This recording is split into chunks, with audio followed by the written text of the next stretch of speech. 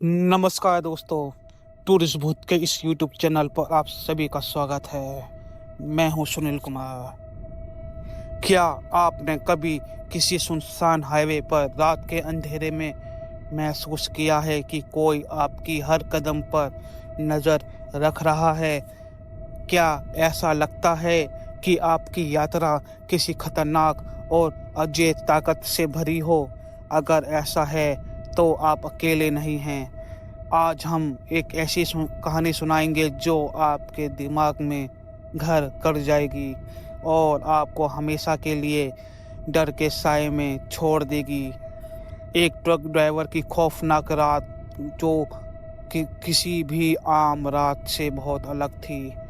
एक खून से सनी सड़क, एक रहस्यमयी सवारी और एक अंधेरे से भरा रास्ता जो सिर्फ डर और रहस्य की गवाही देता है। और आपको तो तैयार हो जाइए, क्योंकि आज हम आपको एक ऐसी कहानी सुनाएंगे जो आपको अपनी आंखों से डर दिखाने का वादा करती है। क्या आप तैयार हैं उन अंधेरी सड़कों पर चलने के लिए जहां डर आपके हर कदम का साथी है? तो चलिए शुरुआत करते हैं। खून का खेल, ट्रक ड्राइवर की खौफनाक रात से। मेरा नाम रवि है। मैं पिछले 15 साल से ट्रक चला रहा हूँ। सड़कों पर बिताए इतने साल मुझे ये सिखा चुके हैं कि हर मोड़ पर नई कहानी मिलती है। पर जो कहानी उस रात मेरी ज़िंदगी में आई, उसने मेरी रूह को हमेशा के लिए झंझोर के रख दिया। उस रात का सफ़र सामान्य नहीं था। मैं अपनी ट्रक को नेशनल हाईवे 66 पर चला रहा था और घने जंगलों और सुनसान रास्तों से गुजर रहा था। हाईवे के दोनों ओर जंगल के पेड़ अंधेरे में साए की तरह खड़े थे, मानो कोई मुझे घूर रहा हो। हवा ठंडी थी और रास्ता अनजान सा लग रहा था। मैं एक अनुभवी ट्रक ड्राइवर हूँ। रात के वक्त हाईवे पर सफ़र करना मेरी आदत बन चुकी थी, लेकिन इस रात का माहौल कुछ अलग था। मेरे दिमाग में लगातार कुछ उलझनें थी। हालांकि मैं काफ़ी समय से रात के सफ़र करता आ रहा था, लेकिन इस रात मुझे कुछ अजीब सा महसूस हो रहा था। हाईवे पर कहीं कोई वाहन नहीं था, जैसे ये रास्ता पूरी तरीके से वीरान हो गया। ये रास्ता हमेशा से मुझे थोड़ा डरावना लगता था, और आज की रात तो डर का साया जैसे मेरे दिल में समा गया। ट्रक की लाइट्स सर्द रात में मध्यम सी जल रही थी और चारों ओर घना अंधेरा था। इस अंधेरे में ये सुनसान सड़क जैसे मेरे अकेलेपन को और बढ़ा रही थी। मैंने गहरी सांस ली और स्टीयरिंग व्हील को मजबूती से पकड़ लिया। मेरे साथ मेरी सिर्फ ट्रक थी और रास्ता, लेकिन कहीं और कुछ नहीं था जो मुझे असमझ कर रहा था। काफ़ी देर के बाद मैं एक छोटे से ढाबे के पास रुका। ये ढाबा हाईवे के किनारे पर था और यहाँ हमेशा हलचल रहती थी, लेकिन आज कुछ अजीब था। यहाँ एकदम शांति थी, जैसे कोई आया ही नहीं आज खाने खाने के लिए। किसी को भी देखे बिना मैं ढाबे की ओर कदम बढ़ाए। जब मैंने अंदर कदम रखा तो वहाँ का माहौल और भी डरावना था। ढाबे में कोई नहीं था, और कुछ था वो भी जैसे अदृश्य था। एक ठंडी हवा का झोंका मेरे चेहरे से टकराया और मैंने महसूस किया कि कुछ तो ठीक नहीं है। आज तो कुछ तो गलत होने वाला है। पर फिर भी मैं चुपचाप वहीं खड़ा रहा। मैंने चाय मंगवाई। क्या ये कोई और है? मैंने धीरे से पूछा। काउंटर पर बूढ़े आदमी ने मेरी ओर देखा और हल्की आवाज़ में कहा, ये रास्ता बहुत पुराना जमाने का है बेटा, ज़्यादा देर रुकना नहीं, चाय पियो और निकल जाओ। ये सड़क अपने शिकार को खींच लाती है। मैंने उसकी बातों को हल्के में लिया और चाय पीते हुए सोचा कि ये सिर्फ पुराने लोगों की कहानियाँ होगी, लेकिन कुछ तो था जो मुझे भीतर से परेशान कर रहा था। ढाबे के माहौल में कुछ था जो मुझे डरावना महसूस हुआ।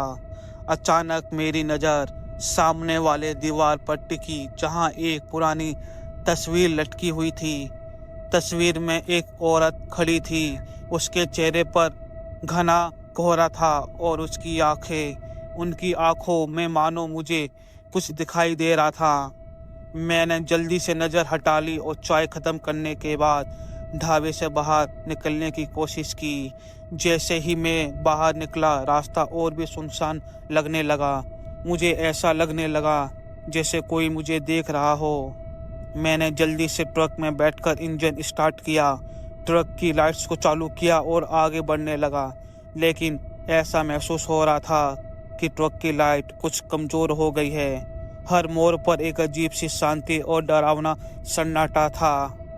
मैंने काफ़ी तेज़ी से ट्रक चलाने की कोशिश की, लेकिन रास्ता जैसे ख़त्म होने का नाम ही नहीं ले रहा था।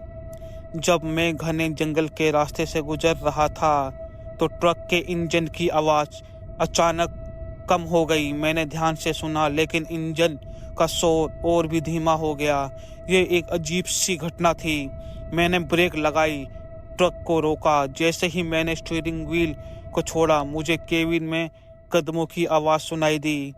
ये आवाज़ बहुत धीमी और हल्की थी, जैसे मेरे पीछे चल रही हो। मेरा दिल ज़ोर ज़ोर से धड़कने लगा। मैंने पीछे मुड़कर देखा, लेकिन वहाँ कुछ भी नहीं था। ये क्या था, मैंने अपने आप से पूछा और फिर से ट्रक को स्टार्ट किया। लेकिन इस बार कदमों की आवाज़ और भी स्पष्ट सुनाई दे रही थी। जैसे जैसे मैं ट्रक चलाता रहा, मुझे ये एहसास अब हो चुका था कि कुछ तो गलत है, लेकिन मैं जानता नहीं था कि ये मेरी थकावट का असर है या फिर कुछ और। ट्रक की लाइट्स अब मध्य होकर कभी कभी छपक रही थी। मुझे लगा कि मैं कुछ और समय रुककर आराम करूं, लेकिन इस डरावनी खामोशी ने मुझे आगे बढ़ने के लिए मजबूर किया। कुछ समय के बाद मुझे ट्रक के अंदर फुसफुसाने की आवाज़ सुनाई दी। आवाज़ इतनी धीमी थी कि मुझे यकीन नहीं हो रहा था क्या सच में कुछ मैंने सुना है। लेकिन फिर वो आवाज़ साफ सुनाई दी, रवि, अब रुक जाओ, तुम नहीं बचोगे। मेरी रीढ़ में सिरहन दौड़ गई। मैंने जोर से स्टीयरिंग व्हील पर हाथ रखा और ट्रक को तेज़ी से चलाने की कोशिश की, लेकिन ट्रक की लाइट्स और भी बंद हो गई और बिल्कुल नहीं दिख रही थी। आगे क्या था मैं कुछ नहीं देख पा रहा था। कभी कभी ऐसा लगता था कि रास्ता खुद ब खुद बदल रहा है। मुझे एक पुरानी सड़क दिखाई दी जो शायद पहले यहाँ नहीं थी। ट्रक की लाइट जैसे अंधेरे में खो रही थी। तभी अचानक मुझे महसूस हुआ कि मुझे अब केवल इन ट्रक का इंजन और मेरी सांसों की आवाज़ सुनाई दे रही थी। बाकी सब कुछ गुम हो चुका था। मैं जानता था कि ये मेरे लिए कोई साधारण यात्रा नहीं है। मुझे ये समझने में काफ़ी देर नहीं लगी, क्योंकि कोई बुरी शक्ति मुझे अपने गिरफ्त में ले या फिर ले रही थी, मुझे पता नहीं। मैंने अपनी पूरी ताकत लगाकर ट्रक को तेज किया, लेकिन जैसे ही मेरी आंखें सड़क पर पड़ी, मुझे सामने एक धुंधली छाया नजर आई। छाया के भीतर कुछ था, कुछ बहुत ही डरावना लग रहा था, क्योंकि रात का समय था और ट्रक की लाइट्स भी अब जल नहीं रही थी, जैसे वो अंधेरे में खो गई। मैं घने जंगलों के बीच से गुजर रहा था और चारों ओर सन्नाटा था। इस रास्ते पर अक्सर किसी से मिलने का मौका नहीं मिलता और आज तो ऐसा लग रहा था जैसे दुनिया की सारी आवाज़ें भी ठहर गई हो। तभी मेरी नज़र सड़क के किनारे खड़ी एक महिला पर पड़ी। वो बिल्कुल एकदम खून से सनी हुई थी और उसके चेहरे पर एक बहुत ही ज़्यादा भयानक घबराहट मैंने देखी, जैसे वो किसी भयानक दुर्घटना का शिकार अभी अभी हुई हो। मेरे मन में एक पल को शंका उठी, लेकिन मैंने सोचा कि उसे लिफ्ट दे देना चाहिए। ये कोई पहली बार नहीं था जब मैं रास्ते में किसी को लिफ्ट दे रहा था, लेकिन इस बार कुछ अलग था। उसकी खून से सनी हुई अवस्था और चेहरे पर किसी अजीब डर में डाल रही थी। फिर भी मैंने ट्रक की रफ्तार धीमी कर दी और खिड़की का शीशा नीचे किया और पूछा, आप ठीक हैं? मेरे स्वर में थोड़ी घबराहट थी और धीरे से सिर उठाकर मेरी ओर देखती है। उसकी आंखें जिस्म बर्फीले समुद्र के पानी की तरह ठंडी और रहस्यमय थी। मुझे लिफ्ट चाहिए, कृपया मुझे लिफ्ट दे दो। उसकी आवाज़ सामने से आई, लेकिन उसकी आवाज़ में डरावनापन साफ झलक रहा था। उसमें एक अजीब सी खामोशी और दर्द भी था। उसकी आवाज़ ने मुझे और भी असहज बना दिया, लेकिन फिर भी मैं उसको ट्रक में बैठाने के लिए तैयार हो गया। वो महिला ट्रक में बैठते ही खामोश हो गई। ट्रक की केबिन का तापमान अचानक से बहुत कम हो गया, जिससे मेरे भीतर कोई सर्द हवा चलने लगी। मुझे सिर पर भारीपन महसूस हो रहा था और मैं ये समझ नहीं पा रहा था कि ये क्या हो गया मेरे साथ। मैंने मिरर में देखा तो उसकी आंखें स्थिर और अजीब तरीके से खुली हुई थी। उसकी पलकें भी नहीं झपक रही थी। क्या आप ठीक है? मैंने फिर से पूछा, लेकिन वो सिर्फ खामोश रही। उसका पीली त्वचा जो खून से सनी हुई थी, अब और भी डरावनी लग रही थी। ये किसी जीवित इंसान की नहीं बल्कि किसी भूतिया आत्मा की जैसे लग रही थी। मैंने ट्रक को चलाना शुरू किया, लेकिन मुझे एहसास या फिर महसूस हो रहा था जैसे रास्ता अचानक से बदल गया हो। वही सड़क नहीं थी जिस पर मैं पहले था। अब हर मोड़ पर वही दृश्य नजर आ रहा था, जैसे रास्ता खुद ही घुमा रहा हो मुझे। मेरे मन में एक सवाल उठा, आज तो कुछ गलत है, लेकिन मेरी इस थकावट और अंधेरी की वजह से मैं समझ लिया था कि शायद मेरी थकावट की वजह से ऐसा हो रहा था। लेकिन फिर वो महिला चुपचाप बोलने लगी। उसकी आवाज़ में खौफ और गम दोनों थे, जैसे वो किसी अंधेरे अतीत को याद कर रही हो। ये सड़क, ये रास्ता कभी ख़त्म नहीं होता। यहाँ कुछ है जो हमें जाने नहीं देता। ये मेरे साथ हुआ था कई साल पहले। उसकी आवाज़ में ऐसी गहरी पीड़ा थी कि मैं सिरहन गया। मैंने पूछा, आपका नाम क्या है? मैंने इस उम्मीद से पूछा कि शायद मुझे कुछ जवाब मिले, लेकिन उसकी प्रतिक्रिया कुछ और ही थी। उसने बोला, मेरा नाम प्रिया है। उसने बामुश्किल कहा और फिर कुछ देर के लिए चुप हो गई। क्या आप कुछ बताना चाहती थी? मैंने धीरे से पूछा। मुझे लग रहा था जैसे वो किसी खास राज को अपने भीतर दबाए बैठी हो। प्रिया ने एक गहरी सांस ली और फिर जैसे किसी गहरी खाई में फंसी हुई आवाज में बोल पड़ी, मैं इस रास्ते पर एक दुर्घटना का शिकार हुई थी। कई साल पहले मेरी मृत्यु के बाद मेरी आत्मा यहाँ फंसी हुई है। मुझे हर रात इसी रास्ते पर यातनाएं झेलनी पड़ती है। उसकी बातों में एक गहरी सच्चाई थी, लेकिन मेरे लिए विश्वास करना मुश्किल था। वो खून से सनी हुई थी, लेकिन वो खुद को दुर्घटना का शिकार बता रही थी। लेकिन आपने खून कैसे किया? मैंने डरते हुए पूछा और उसकी आंखों में गहरी चुप्पी भरी हुई। प्रिया ने सिर झुका लिया और उसकी त्वचा में जैसे सिरहन दौड़ गई। वो खून, वो मेरा नहीं था। ये सड़क, यहाँ रास्ता, ये सब मेरे जैसे लोगों को खा जाता है। वो खून किसी और का था और अब वो वही मन चुकी है जो वो मन गए थे। उसकी बातों में कोई गहरी सच्चाई थी, जैसे उसने खुद के अस्तित्व को एक श्रापित आत्मा में बदल लिया हो। मेरे मन में अचम्भस था, क्या ये सच बोल रही है या कोई झूठ, या फिर मुझे फंसाने की कोशिश कर रही है। मैं इसी बात पे उलझा रहा और उसकी आत्मा इस सड़क पर फंसी हुई थी। मुझे समझ में नहीं आ रहा था कि वो जो कह रही है वो कितनी सच बोल रही है या उसकी बातों में सच्चाई है या नहीं।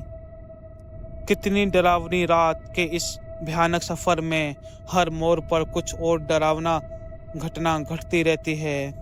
रास्ता नहीं बदल रहा था और मुझे यकीन होने लगा था कि हम एक रास्ते पर ही घूम रहे हैं।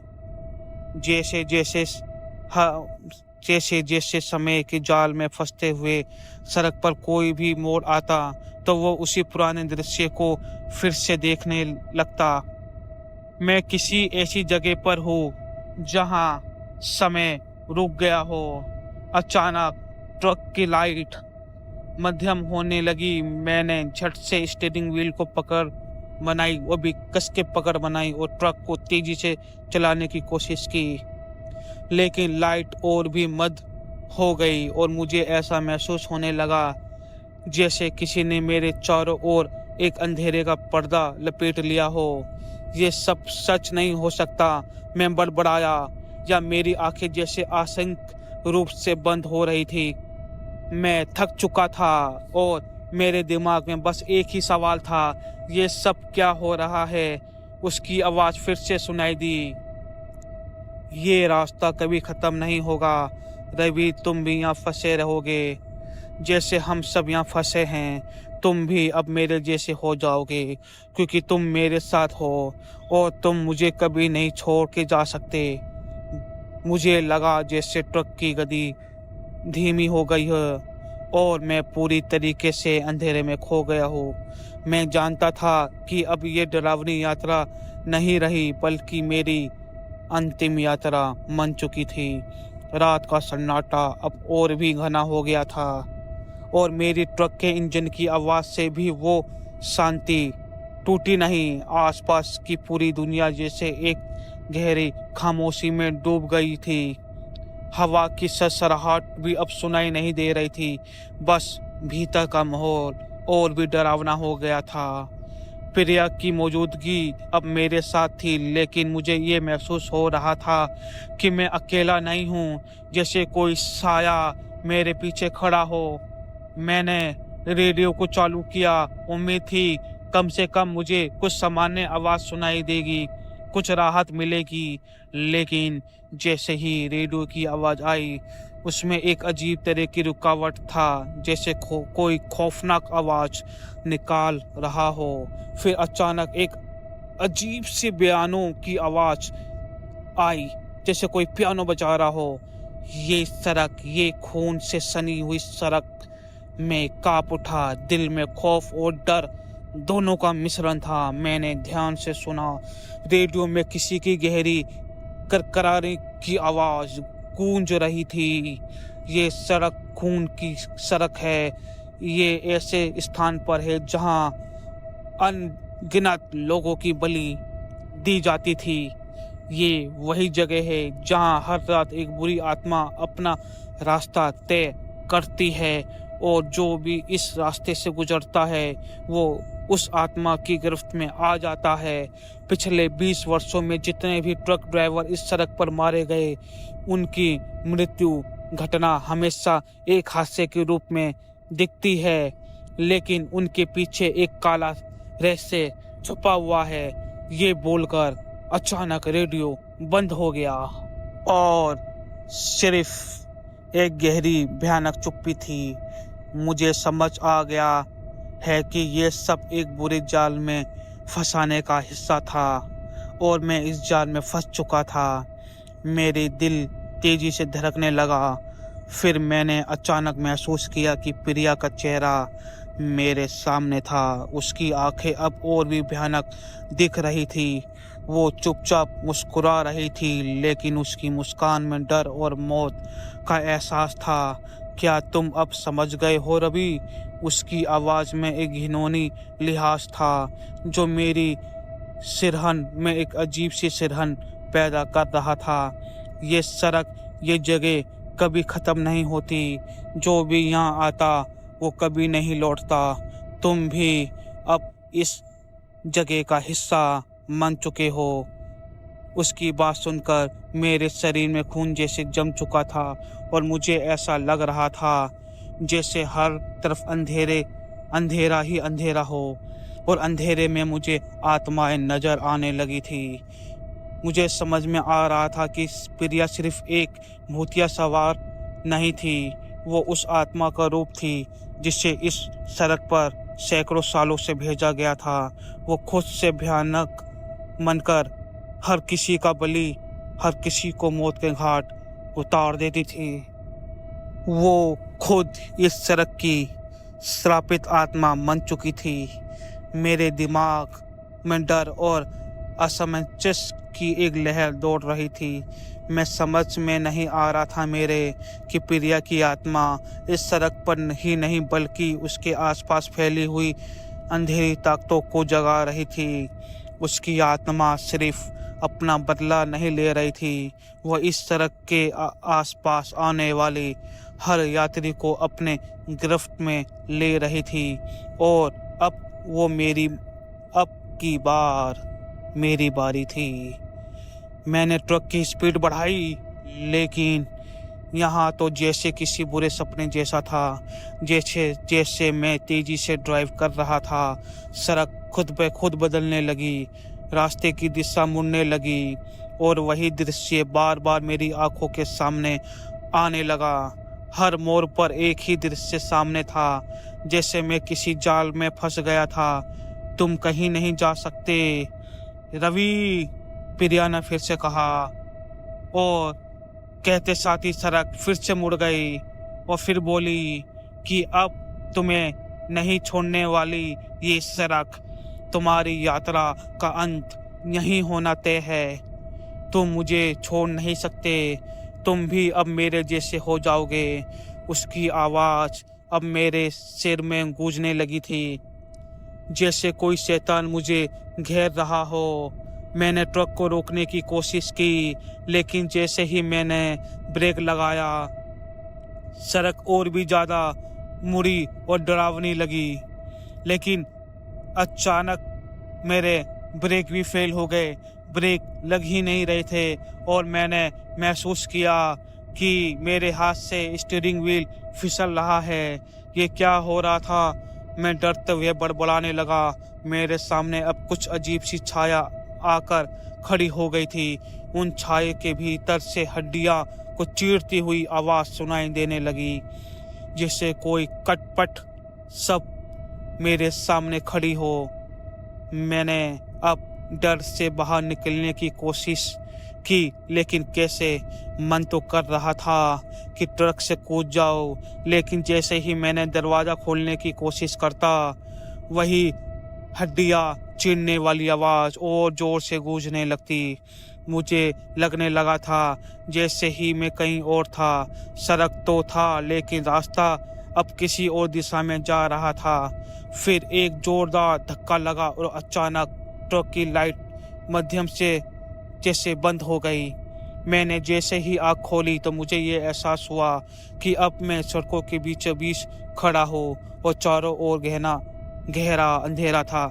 जैसे ही मैंने अपनी आंखों में रोशनी को समेटा, मुझे मेरे ट्रक के पास एक घना कुआं दिखाई दिया, जो मुझसे ढूलकर मेरे चारों ओर फैल रहा था। घना कोहरा बहुत ज़्यादा हो चुका था, एकदम काला घना कोहरा। मैं पूरी तरीके से कांप रहा था और मेरी सांसें तेज हो गई थी। क्या ये सच है? मैंने खुद से पूछा। क्या मैं जिंदा हूँ कि नहीं? ये सोचकर मेरे मन में एक गहरी दहशत समा गई थी। प्रिया के चेहरे पर एक खौफनाक मुस्कान थी और मुझे ये साफ साफ समझ आ गया था कि ये सब एक भूतिया खेल था। सड़क की असलियत प्रिया की आत्मा और उसके साथ जुड़ी हुई सभी बुरी शक्तियाँ मुझे यहाँ फंसा कर छोड़ने वाली थी। अब मैं इस अंधेरे में फंस चुका था और मैं ये जानना चाहता था कि ये भयानक रहस्य का अंत कैसे होगा। जैसे ही मैंने अपनी आंखें खोली, वही डर और अंधेरा मेरे सामने था। चारों ओर घना अंधेरा फैला हुआ था और सर्द हवाएं ने मेरी त्वचा को जैसे काट रही थी। मेरी सांसें तेज और कांपती हुई महसूस हो रही थी। प्रिया अब मेरे पास नहीं थी, लेकिन उसकी मौजूदगी हर जगह महसूस हो रही थी जैसे वो हर पल मेरे साथ हो। और अपनी ट्रक के इंजन को मैंने फिर स्टार्ट किया, लेकिन वो बस बिना किसी आवाज़ के खामोश था। ट्रक की लाइट्स भी अब मध्य हो गई थी, बिल्कुल ही बंद हो चुकी थी, और मुझे ऐसा लग रहा था कि ये सड़क अब मेरे लिए और भी कठिन हो गई थी। मैंने गहरी सांस ली और अपने दिमाग को शांत करने की कोशिश करता रहा, लेकिन मेरे दिमाग में एक सवाल बार बार उठ रहा था, क्या ये सब कभी खत्म होगा या नहीं। फिर वही आवाज, वही भयानक मुस्कान मेरे कानों में गूंजने लगी, तुम कहीं नहीं जा सकते रवि, तुम मेरी जाल में फंस चुके हो। मुझे ये समझ में आने लगा था कि ये सिर्फ प्रिया की आत्मा नहीं थी जो मुझे परेशान कर रही थी। यह एक पूरी तरीके से श्रापित जगह थी जहां अंधेरे की एक शक्ति बसी हुई थी जो हर यात्री को अपने जाल में फंसा लेती थी। यहाँ से बचकर निकलना अब संभव नहीं था। हर दिशा में सिर्फ अंधेरा और डर था। इस रास्ते में जितने भी ड्राइवर आए थे वो या तो मर गए थे या फिर अंधेरे में खो गए थे। मेरे अंदर एक अजीब सी शक्ति का दृश्य, डर के बावजूद मैंने सोचा मैं हार नहीं मानूंगा, मुझे यहाँ लड़ाई खत्म करनी होगी। मैं जानता था कि यह सड़क और प्रिया की आत्मा पूरी तरीके से मेरी आत्मा को खा जाएगी या निकल जाएगी। अगर मैंने हार मान ली तो मुझे अपना मन और आत्मा कहाँ जाएगी। मैं हार नहीं मान सकता, मुझे अपने मन और आत्मा को केंद्रित करना था। फिर मैंने अपनी आंखें बंद की और खुद को शांत करने की कोशिश करता रहा। फिर मैंने अपने भीतर से एक गहरी आवाज़ सुनी, शुरू की, अगर तुम इस खेल को ख़त्म करना चाहते हो तो तुम्हें अपनी जान की आहुति देनी होगी। मुझे ये एहसास हुआ कि मुझे इस आत्मा को शांति देने के लिए अपने प्राणों की आहुति देनी होगी। इस सड़क की शांति सिर्फ मेरे बलिदान से आ सकती थी, ये मेरी अंतिम उम्मीद थी। लेकिन क्या ये सही था? क्या मैं सच में अपने आप को ख़त्म कर पाऊंगा या फिर मुझे प्रिया की तरह इस श्रापित आत्मा का हिस्सा बनना पड़ेगा? मैंने अपने ट्रक के इंजन को बंद किया और एक गहरी सांस ली। रात के अंधेरी चुप्पी में मुझे ऐसा महसूस हुआ कि जैसे हर चीज़ मेरे खिलाफ थी, लेकिन मैं अब वापस नहीं जा सकता था। मुझे अपना कदम आगे बढ़ाना था। मैंने ट्रक से बाहर निकला और रास्ते पर चलने लगा। एक डरावनी शांति ने मुझे घेर लिया और मेरे अंदर एक अजीब सा लड़ाई करने का अनुभव पैदा हुआ। सड़क की परछाइयाँ अब जैसे मेरे पीछे खड़ी हो गई थी। मैं जहाँ भी देखता मुझे वही डरावनी आकृति दिखाई देती। फिर प्रिया की कटी हुई आवाज़ गूंजने लगती, क्या तुम समझते हो कि तुम इसे ख़त्म कर सकोगे? मैंने अपने पैरों से एक कदम और बढ़ाया और एक अजीब सी हलचल महसूस की। तभी सामने से एक लहर जैसी आंधी मेरे आंखों के सामने आई और मेरी आंखों से टकराया, और मुझे ये एहसास हुआ कि अब मैं उस जगह पर खड़ा था जहाँ एक अजीब सा आलम था। मुझे याद है कि ये वही स्थान था जहाँ प्रिया की आत्मा ने अपनी शांति के लिए उसे बुरी बलि को प्राप्त किया था। मैंने उससे कहा, प्रिया की आवाज़ अब मेरे कानों में चीखती हुई गूंजती रही, तुम मेरे साथ हो रवि, तुम इसे नहीं रोक सकते, ये बलिदान तुम्हें देना होगा, ये अंधेरा सबको खा जाएगा। मैंने सोचा कि अगर मुझे इस खेल को ख़त्म करना है तो मुझे इस अंधेरे से लड़ना था, लेकिन ये सच था कि यहाँ सड़क, यहाँ की आत्मा, यहाँ की शक्तियाँ सब एक काले जाल में बंधी हुई थी और कोई भी इसे तोड़ने में सक्षम नहीं था। फिर मैंने वो कदम उठाया, एक कदम जो मैं जानता था कि मुझे अपनी जान की कीमत देनी होगी। मैंने खुद को एक अंतिम बार पूरी तरीके से सुसज्जित किया और फिर अपना एक हाथ अपनी जेब में डाला। वहाँ मैंने एक छोटी सी तलवार निकाली जो पुराने समय से मेरे पास थी। ये वही तलवार थी जिसे मेरे दादाजी ने मुझे दी थी और कहा था कि ये तुम्हारी रक्षा करेगा। शायद ये अंधेरे को हराने का एक तरीका हो सकता है। तलवार को पूरी ताकत से उठाते हुए मैंने आकाश में एक चिल्लाते चिल्लाते हुए कहा, अगर तुम्हें शांति चाहिए तो मेरी जान ले लो। ये कहते हुए मैंने तलवार को अपनी छाती में ढकेल दिया। एक तेज दर्द और डर ने मुझे जकड़ लिया। मुझे लगा कि मैं मर रहा हूँ, लेकिन अचानक एक अजीब सी शांति छा गई। मैंने अपनी आंखें खोली और पाया कि चारों ओर का अंधेरा खत्म हो चुका था। सड़क पर अब कोई घना अंधेरा नहीं था, और तो और प्रिया की आवाज़ भी गुम हो गई थी, जो मुझे डर से खा जा रही थी। अब वो गायब हो चुकी थी, लेकिन क्या ये सच में ख़त्म हो गया था? क्या मैंने सच में इस शराब को समाप्त कर दिया था या नहीं, या फिर कुछ और था? अब एक अंधेरे शक्ति का हिस्सा बन चुका था। मुझे नहीं पता। मुझे अब ये एहसास हो रहा था कि अंधेरी शक्ति का पीछा करना हमेशा जोखिम भरा होता है। ये सड़क अब मुझे छोड़ चुकी थी, लेकिन मैं ये कभी नहीं जान सकता था कि क्या मैंने सच में उसे हराया या मैंने खुद उस अंधेरे में खो गया। क्या आप सोचते हैं कि रवि ने उस खौफनाक रात से बचने का रास्ता खोज लिया था, या वो भी उन अंधेरी ताकतों का शिकार बन चुका था? क्या उस भूतिया सड़क पर सुकून मिला, या फिर एक और ड्राइवर की आत्मा को चुपके से निकल गया? ये सवाल आज भी ओपन है। किसी को जवाब नहीं मिला। हर किसी का सवाल का जवाब नहीं होता, ये तो आप भी जानते हैं। कभी कभी जवाब ना मिले, लेकिन एक बात तो तय है, वो रात और वो सड़क हमेशा के लिए एक रहस्य बनकर रह गई।